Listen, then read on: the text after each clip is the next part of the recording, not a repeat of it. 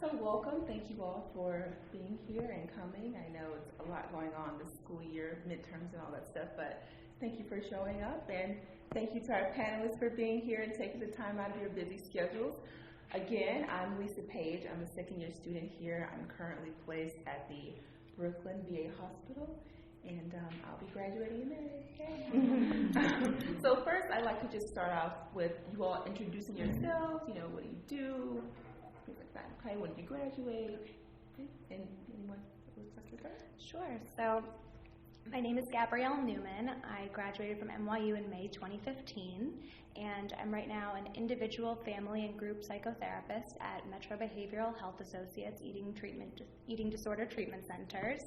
And part of my responsibilities involves individual, couples, family, and group counseling. I also facilitate our intensive outpatient treatment program, which involves both group therapy and that too can involve meal support therapy. My name is Rosann Geltzeiler. I graduated in 2013. Just a few months ago, I got my LCSW for New York City, so I'm very excited about that. I work down the street here at Washington Square Institute. I work with individuals, couples, and I do dialectical behavioral therapy groups. I'm hoping to continue doing groups, but I also am licensed to work in Florida, so I'm going to hopefully have patients in both places. My name is Christa Wolski. I am a licensed clinical social worker in New Jersey. I am a graduate of NYU MSW program 1999. I'm also a certified school social worker. I specialize in working with children and adolescents and their families. I am an NASW approved clinical supervisor.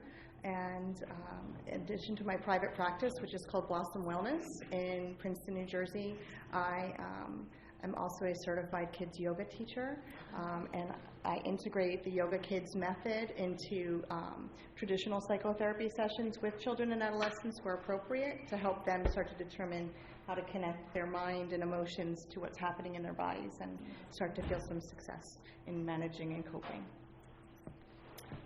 Good afternoon, everyone. My name is Gottlieb, and I have been connected to this school for going on 21 years. I finished my master's in 97 and then went back for my PhD in 2005 and finished in 2014. So twice over a graduate from this school. And I wear a lot of hats now. I've had my own consultancy called Talking Changes for quite some time, where I do anti-oppressive, anti-bias cultural competence training for social service providers on a whole bunch of different topics like white privilege, anti-racism, the myth of colorblindness, LGBTQIA issues, a whole range of topics. But I have the distinct pleasure of being an adjunct faculty member here. I'm an adjunct assistant professor, and as of about going on 2 years, I was made an academic advisor here as well. And I'm going through the CIPI training right now, and I have the absolute delight of being a supervisor for an intern who is the social justice and diversity intern at the school this year. So I think that's all I do. Well, if something else comes to mind, just let me know. I will. Thank you. So today's topic is basically what you wish you knew then that you know now. Mm-hmm. And so one of the first questions that we have is, why social work? What made you come to this field? Sure. So I actually remember very distinctly the moment that I realized I wanted to apply to social work school.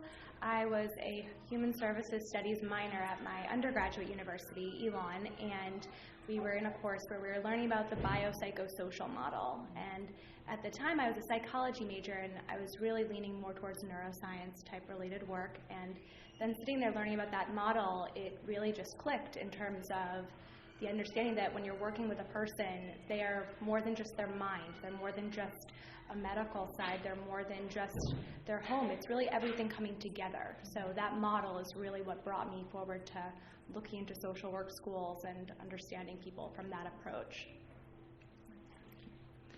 For me, I remember being 16 years old, and I didn't realize it then, but my mother was suffering from depression. But I couldn't figure out what I was supposed to do for her. So I remember seeing on TV a thing that said for family services, if you have any problems in your family, give this number a call. And at that age, we didn't really believe in going to a therapist. I mean, my old-fashioned Italian family. But I called the number and I basically said, do you think you could help me help my mother? And they asked me how old I was, and they're like, come on in. And when I went in, and all I really wanted was to help my mother. I was fine, but what they helped me realize was I wasn't fine. I needed help growing up, and that resource was a different way of looking at life. They provided me with a lens that I did not have from my own family. And I thought to myself, because they changed my life, I want to change other people's lives. I want to be that resource in any capacity that I can. It really was meaningful. And that's why I went for my MSW. For myself, I've known for a very long time. I can remember as far back as probably junior high, collecting as many psychology articles or things that I could find. I just loved learning about it and reading about it. And at that point, I was working with children in different capacities, summer camps, recreation programs, babysitting. And I knew I wanted to be with kids. And I went to college with the idea of becoming a psychologist. And I graduated with a BA in psychology, and my undergrad minor was human services and counseling. And I remember having a discussion with a PhD psychologist who was, I think she was teaching my experimental class, so clearly experimental statistics really sticks out in my brain. And she said, what kind of work do you want to do? And I said, I want to be a clinician. I want to help kids in therapy. And this was in the late 90s, where the landscape was really changing with how clinical services were being provided. It was the onset of kind of managed care, and those things were happening. And she said, well, if that's the work that you really want to do, then you should go to be a social worker. And I remember thinking, I don't want to be a social worker. I want to do counseling. And I didn't really understand all that social work encompassed at that point. And then I too started researching the programs, and I was like, oh yeah, I want to be a social worker. And it's probably the best decision that I ever made to pursue this line of treatment, because I too very much function in that person and environment way of thinking and seeing the whole person. So I'm grateful for that statistics class, I guess. So this is a sort of backwards answer in a way, but maybe it applies to the title of our presentation of this panel, because I think I got into social work for some of the wrong reasons, actually. That in my family, I was identified as the good listener and identified as the good communicator. Whether I wanted to be that or not, that was kind of the role that was put on me. And one of the few places that I felt really kind of at home was in an academic setting, and so I think that I kind of ended up going for my MSW almost as a default, like, okay, I'm not really ready to be done with school yet, so what else is there out there? And I'm a huge believer in what I call, for lack of a better term, sort of the breadcrumb theory, that one breadcrumb leads me to the next breadcrumb, which leads me to the next, and I don't really know for myself what the big picture is going to look like, but I do know that I have felt like each thing has led me to the next. And when I got my MSW, I really did not know what I wanted to do with it. And I will say that this program was very clinical at the time. And I knew I was lucky enough to be hired as a direct service practitioner, long-term psychotherapy, by an agency that I'd been in for my internship. And I hated it. I felt drained and exhausted and depleted, and I just knew that it wasn't the right thing for me. Yeah. And I ended up being hired by Victim Services, which is now Safe Horizon, as the director of training for the New York City Domestic Violence Hotline, and came to realize how much I loved group interaction and how much I loved like a psychoeducational component to something where there could also be like an emotional component. And that it was also where I was much stronger, I think, and more confident in my skills. And so by the time I entered the PhD program, I knew that I wanted to teach, and I knew that I wanted to do more facilitating, and I felt a lot clearer about that. But I just want to say, like, not in a million years would I have known that I'd be where I am now, and I absolutely adore what I'm doing, but it certainly wasn't planned out from the beginning. So, thank you. So the next question is, what has been like some of the most surprising things, both good and bad, that you all have experienced thus far? Are we going Something in order? surprising? I could go. Sure. I don't know if we're going in order. mix it up a little. So the most surprising great thing, I think, is that the awareness of, since I've been in this field now for almost 18 years, that social work is everywhere, and that there are jobs in so many places that you often wouldn't think jobs would exist. And sometimes you need to be creative in how you find those jobs, because I've also found that traditionally social work doesn't necessarily post an ad and you respond to it in a way that other jobs maybe traditionally do. But so many places have opportunities for social work services to exist in private, public, all those sectors. The thing that I think, I don't know that I want to call it a negative, but a challenge that I see, and especially working with children and the adolescent population for a long time, is that people don't always look to see what the impact of environment is on a person, or what circumstances are that impact a person, and that sometimes the way that someone presents is not who they are at all, and taking them at surface value sometimes does them a real disservice. And I have come to learn that part of my role is to help educate parents and teachers and other professionals sometimes on how to look at a whole person and see why those things are an impact, and how then do we engage. And I find myself talking more and more about engagement with people, and putting an emphasis on understanding how to connect and why it's important to develop that basic trust and engagement before you proceed. Yeah. Yeah, I'll go. So on a positive note, one of the things I found with being a new therapist in this field is how empowering it is to make a difference in other people's lives. And I work with individuals, groups, and couples, and especially with the group dynamic, and I work with borderlines doing the DBT, and it's so powerful to be able to witness individuals who have never really been understood, and then to finally see in that group setting them relate to each other and utilize the tools that DBT provides. I don't know how much they teach DBT now, but they didn't teach that much when I during my years, but it is such a useful tool. So I feel that that on the positive, just having that knowledge has made such a difference. On a negative side, I struggled with dealing with resistant patients. I always felt that, wow, is it me?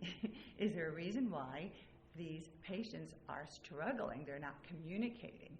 And thanks to the help of good supervisors and peers, I realized that it isn't me. It is the process.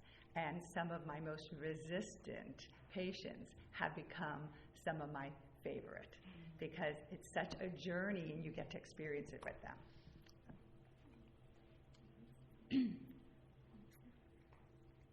So one aspect actually that surprised me since graduating was really relating to the job hunting process. And something that came up for me was, we heard about the Career Center, there was talk about it, but something that was so difficult was figuring out, okay, but when do I really start doing this? Because for me, I knew I wanted to take the licensing exam, and I was applying to mainly clinical jobs where they were requiring that you have your license, but I was in New York, so I needed to graduate first. And so really being willing to say, okay, I need to reach out and ask people a little bit more about this. I need to see, okay, I see a job posting, but is this the time to apply? Just as a funny side note, I got an email yesterday from a position that I applied to last July. By the way, I didn't get the job because I didn't have the job experience. I've been working now at my place since then. But that's what can happen. And it was surprising because I thought, well, I have this graduate degree. I've been working so hard. I got my license. I did this. I met with the Career Center. I had cover letters. It's not you. It's also part of the system of just, we're working right now as on the other side of working. We interviewed somebody recently, and it takes time to get back to them because we're a small private practice. We have our clients, so it's not always about even, were you a qualified applicant? It can be, is it their system that do they have somebody in HR whose daily responsibility it is to look at the applications, because it may be other therapists who, if they have a full caseload, they might not get back to you right away. Reach out. We appreciate it. It reminds us.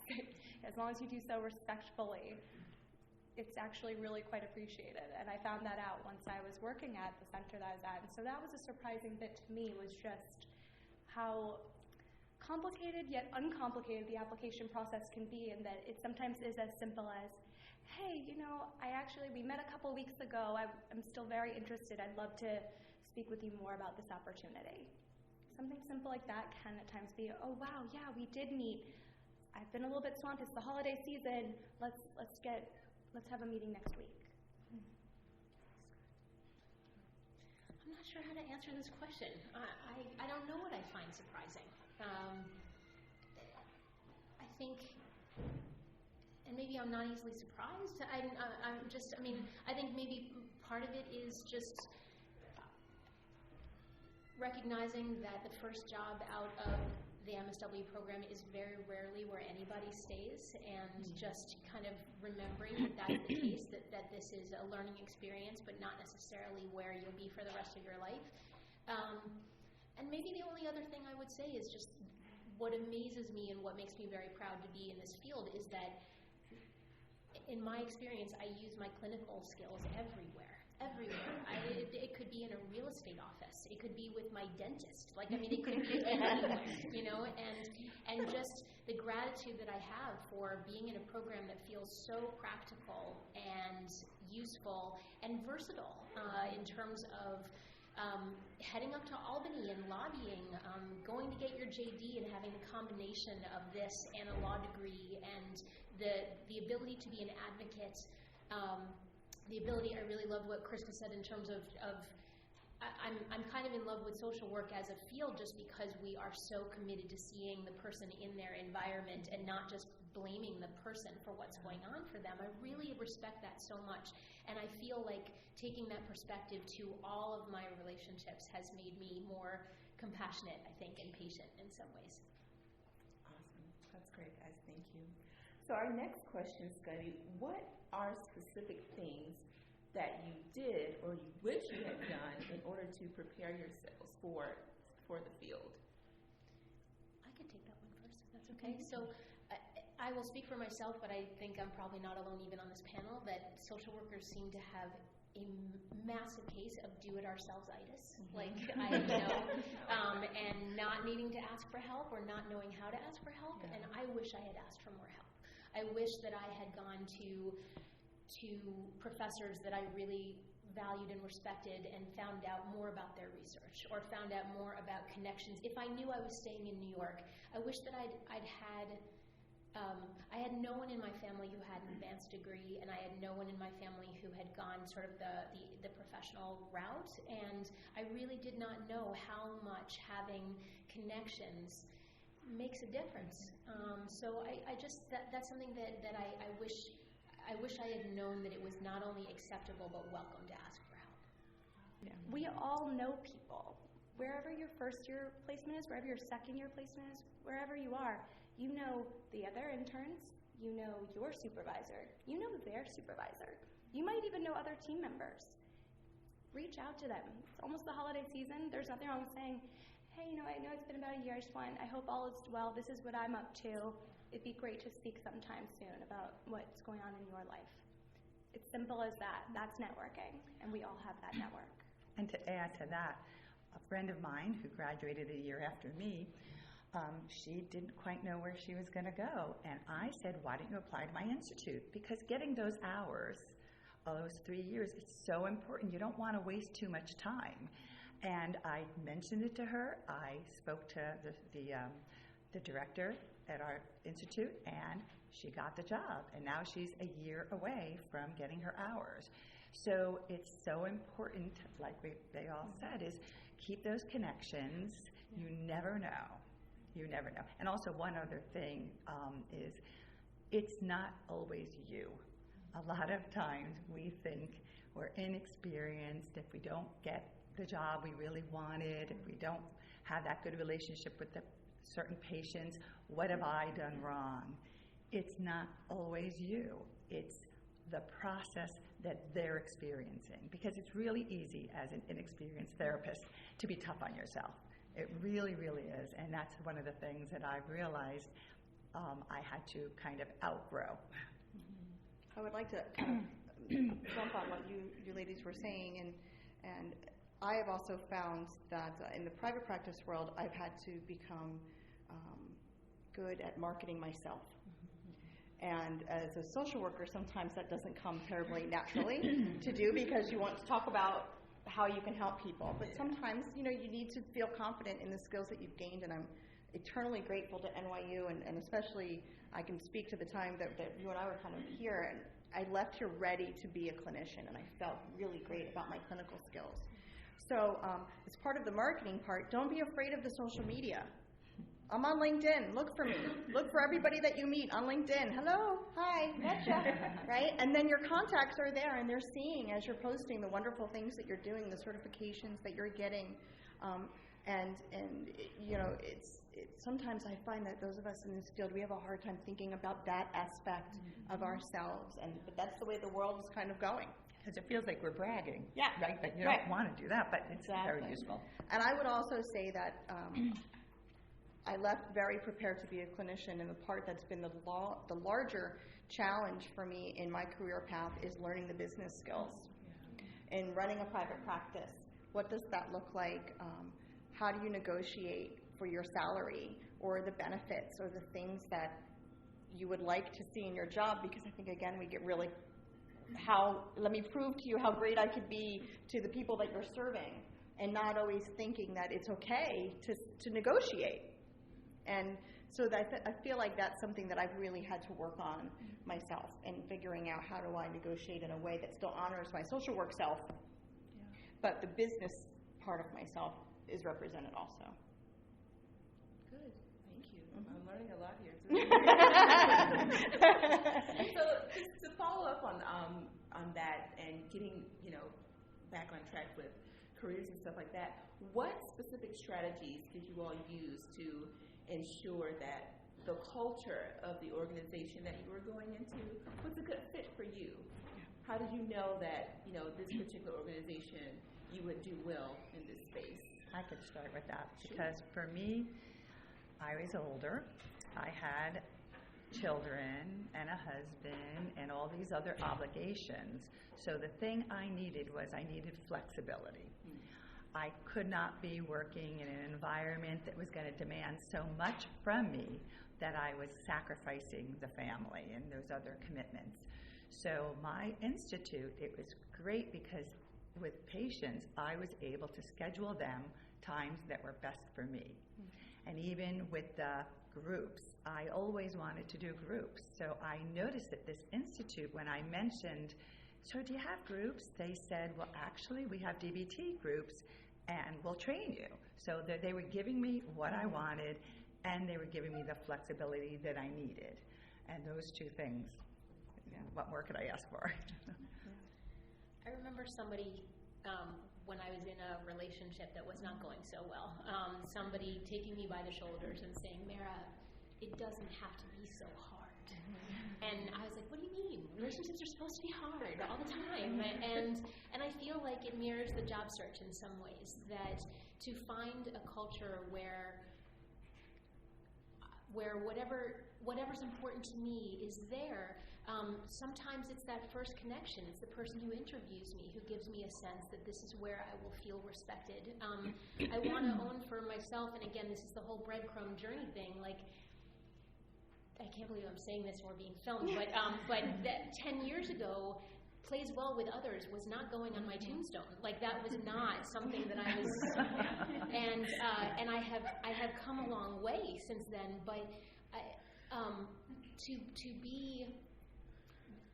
be where I am in my career, and being at NYU and sort of being this Jill of all trades in a way, and getting to do the academic advising and the social justice piece, and teaching classes that always involve an anti-racism component to them. I love my work so much, and I feel so lucky. I feel so lucky to have it, but I don't think I would have been able to craft this. I think it's really just like, as I got to know myself better, I got to find the places that were a better fit for me. And I would say, we get really excited about new job opportunities, and I do this now. And you think, oh, that's great, and I can do this, and I can do that. But in addition to thinking about how do you show your best social work self, I think we really need to also reflect on what is it that I'm trying to gain out of this place, and be prepared with questions to ask that person that's interviewing. It's a two-way interview, and I think that took me a long time to learn. That it's not just that I'm being interviewed, but I need to be interviewing them as well. And what is it that I'm looking for? And to speak to the culture piece and what it is that you're needing once you get there. Ask about supervision.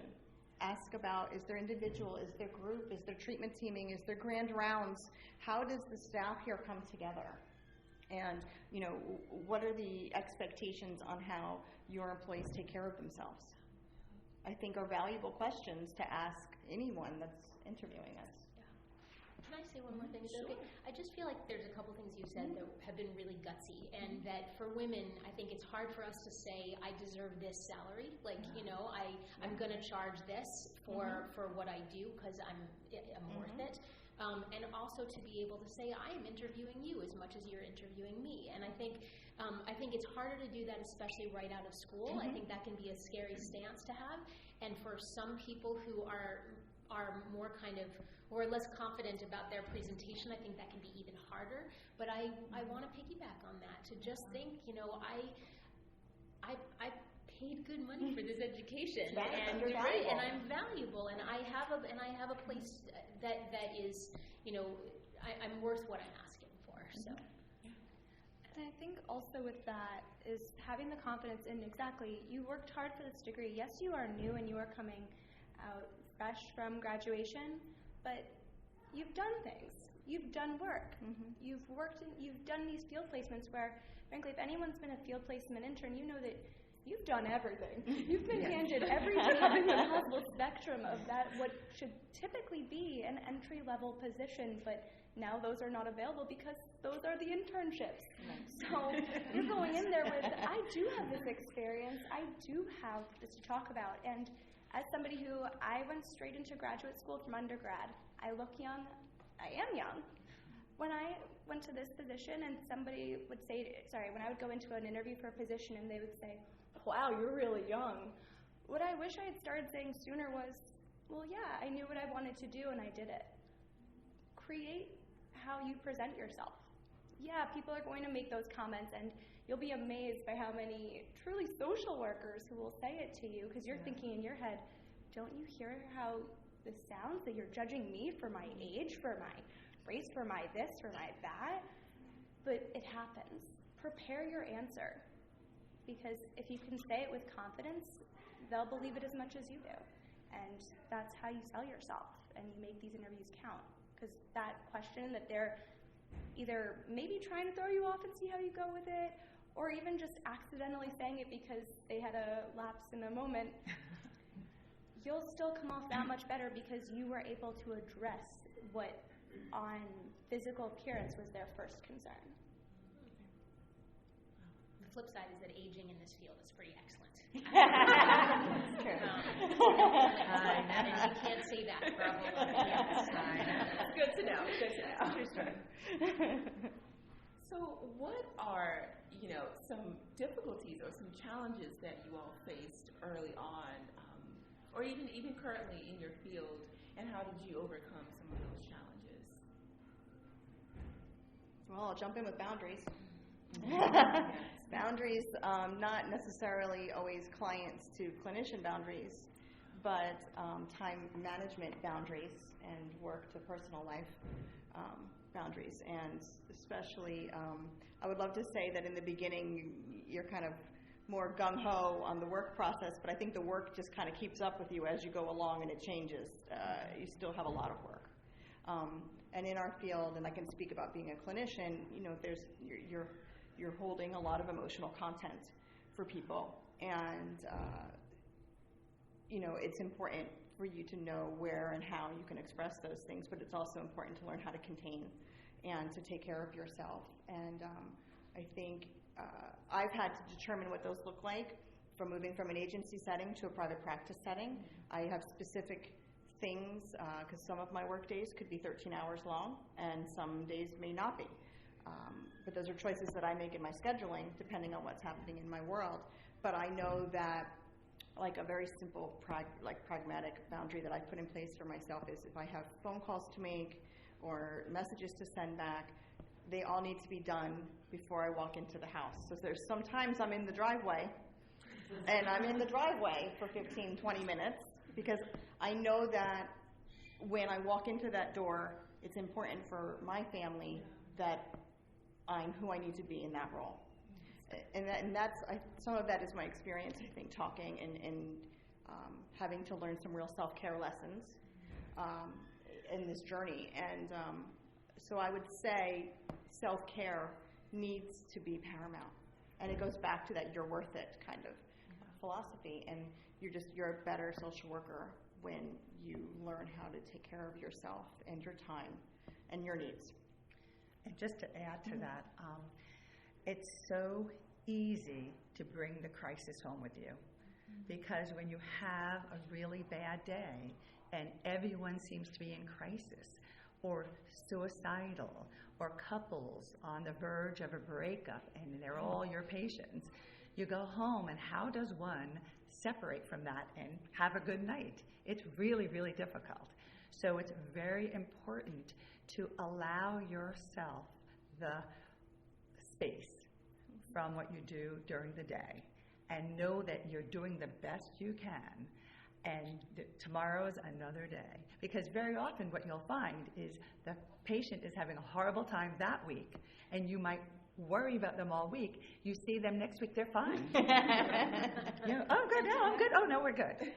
So it's kind of like that with children also. They make you miserable, and then you find out they're fine, but you're still suffering.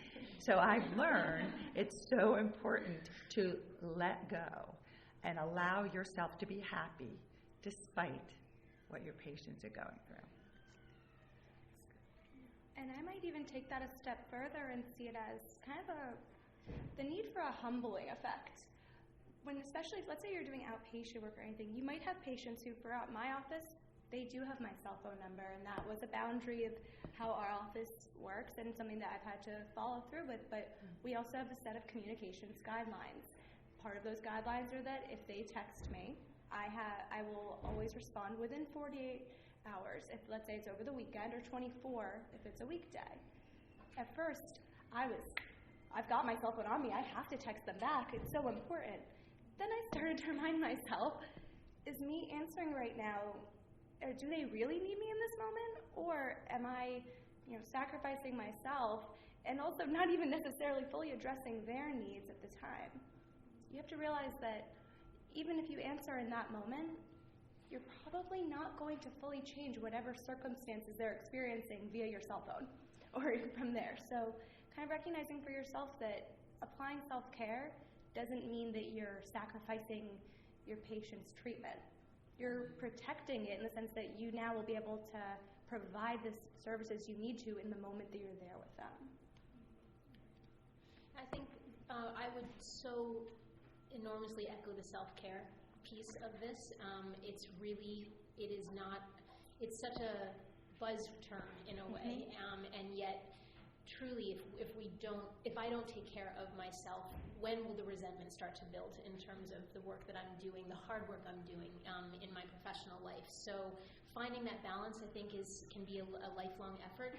I would also say part of that self-care is it's very tempting, or it was for me at the beginning of my career, to just say yes to everything, to every opportunity, every training, every time someone called and wanted something. And a challenge for me was being able to kind of weed out, okay, but do I want this on my resume, or is this good for my career to do this? Like, am I saying yes to something because I'm so glad that someone is asking me and I'll make a little bit of money, or am I doing this because it really furthers the direction I want to be headed in? And I think that sometimes for me, I was so desperate to kind of have a CV that had this professional experience on it that I wasn't as discerning about it as I wish I had been. This is great stuff. So we're near the closing, but I just have a few more questions for you. What professional organizations are you a part of, and what other affiliations have you made to facilitate your professional development? So kind of talking about the more, like networking pieces, and have you found that through your current organizations?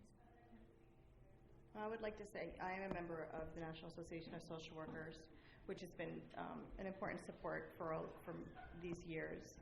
In the most recent years, I have become a certified yoga kids teacher, as I mentioned earlier, and what brought me to Yoga Kids was that I was working in schools, and children were coming to me, and because many of them were getting counseling through an IEP process, I did have them for a school year, which was wonderful, but sometimes I had 30 minutes to pull them together and get them back to class while we were working together on the long-term issue, and I felt like I needed more tools for that to happen, and I felt like I needed some credibility behind that, and more than just reading.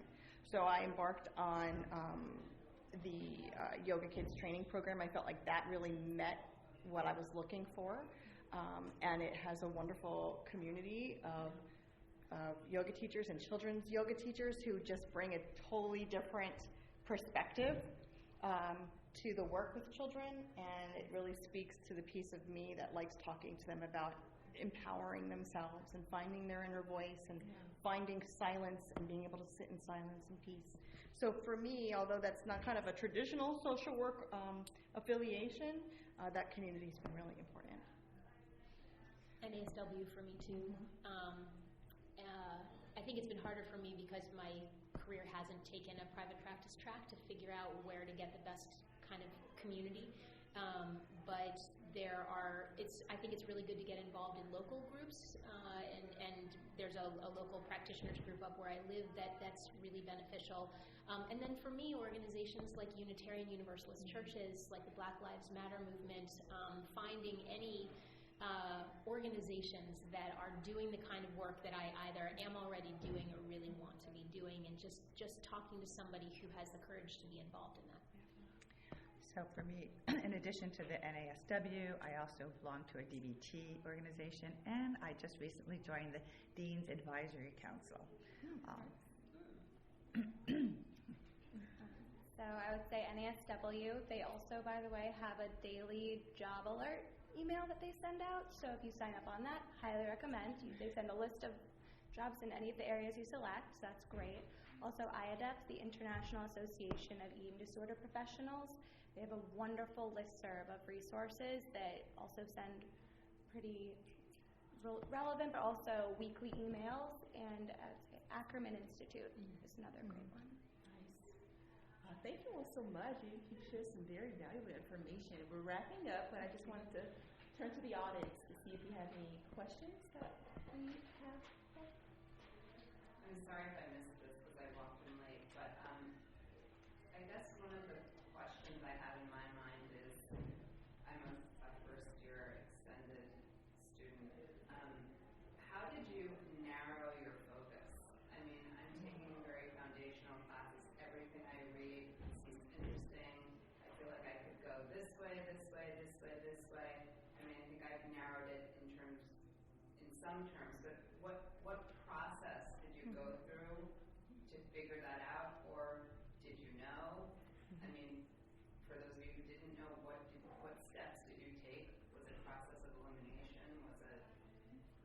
I can speak to that. I've worked with many populations. From the time when New Jersey was engaged in the dehospitalization process and people who had been hospitalized with severe chronic mental illness for longer than 6 months were starting to move into group home settings and supervised department settings.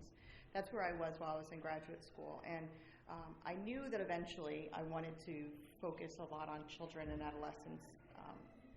But I will tell you that working with the chronic mentally ill population, the addictions population, now more recently, in more recent years, children on the autism spectrum, parents, special education, all of those things on this journey that I've had of different jobs in different places have all benefited who I've become as a clinician. So I don't know that you have to feel like you need to know. I think it's, you're going to have the opportunity to explore and see kind of what draws you in terms of that job search process and what you might like, or, and you'll find out quickly if you don't like it, But I think what the more important piece of that process of the journey is that all of those experiences will lend you to be a more diverse, if you're looking to be a clinician later as you develop your experience. And I think the field placements will really help. I also didn't know what I wanted to do, and so I started doing case management and never thought I'd be in that population, but it was a very interesting thing, and like she said, I learned so much. And then working at an institute doing individual therapy, it all kind of builds up, and you learn so much from each experience. I would just really agree with that, and I learned a lot of what I didn't want from my field placements, but I also got really good supervision in a lot of them, and I'm a huge fan of the moments where, for me, I didn't even know that I didn't know something until it's in front of me, and I really didn't want to work with adolescents when I came into the MSW program, and I was put in an internship with adolescents and loved them, and so I think for me it's also just being open to new experiences and just finding out how I respond to those experiences rather than really thinking that I know already. So I believe we have time for maybe one more question. Do we have any? You're on a roll here. I'm curious about what you said regarding flexibility and sort of establishing a career path that's flexible and be integrated with other life responsibilities, and how you figured that out. I was very fortunate with my second field placement, because I know a lot of others did not have flexibility. I don't know if it's still 3 days of being in a placement, and that's very difficult if you have these other obligations. So when they placed me at this institute, Washington Square Institute, so I don't know, maybe you should consider that. And at first, actually I've been advising some of the new interns, because they at first think, wow, this isn't that involved. And I said, it will be. But the key is you're going to have that flexibility. You're going to pick your hours. They don't pick them for you. And that was really very important for me. All right. Thank you all so much. It's been a pleasure. Thank you. Today.